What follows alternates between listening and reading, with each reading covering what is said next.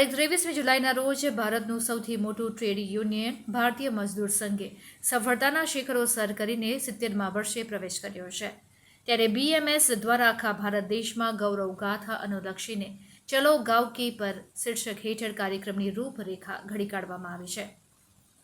આ કાર્યક્રમ અંતર્ગત BMSના કાર્યકર્તાઓ 300 જેટલા ગામોમાં જવાનો લક્ષ્ય રાખવામાં આવ્યો છે, જેની શરૂઆત વડોદરા મુકામે કોઠી ખાતે આવેલ કાર્યાલય ખાતે ધ્વજવંદન અને દીપ પ્રાગટ્ય સાથે કાર્યક્રમનો પ્રારંભ કરવામાં આવ્યો હતો। આ પ્રસંગે પ્રદેશ ઉદ્યોગ પ્રભારી અરવિંદભાઈ પરમાર, સંગઠન મંત્રી નિલેશ પટેલ, જિલ્લા પ્રભારી જગદીશભાઈ ઠક્કર ઉપસ્થિત રહ્યા હતા।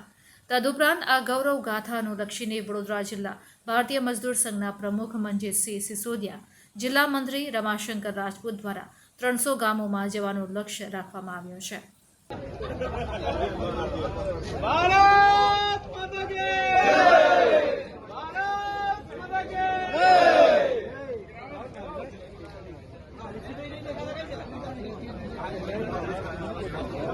भारत माता की जय, भारत माता की जय, वंदे मातरम, वंदे मातरम।